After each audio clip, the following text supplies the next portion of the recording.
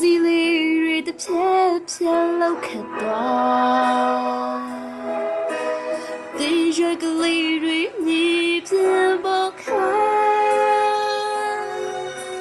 ပင်ရှိမြတ်တွေကောင်းသူလာရလဲသူချီရမြကြတော့မလေးပြောတဲ့သူရဲ့စကားကြည်တော့မ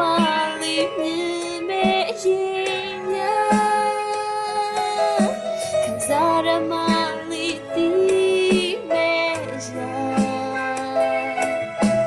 လေးပြည့်ရဲ့မင်းသိစိတ်နိုင်အောင်မချင်မပဲရောက်လာရဲ့မတိခင်မပြန်သွားခဲ့တဲ့မောင်ရီလို့သွားမှာပဲသူရဲ့ချီရကိုရိတ်စားမိအပြေတွေရှာကြည့်ခဲ့လေလေးပြည့်ရဲ့မင်းသိတဲ့နိုင်နေ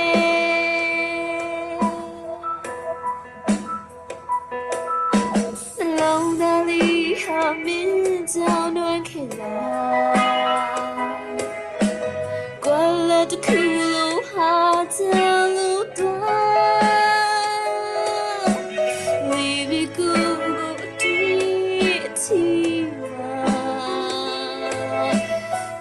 ဆောင်နိုင်သူကိုအဖြစ်တွေ့အောင်မချင်မပဲရောက်လာတယ်မတိခင်မပြန်သွားခဲ့တယ်မောင်ရီလို့သွားမှာလေသူရဲ့ချီရကိုဤစားမိအပြေတွေရှာကြည့်ခဲ့လေလေးပြည့်ရဲ့မင်းသိတဲ့နိုင်နေအပြေတွေရှာကြည့်ခဲ့လေ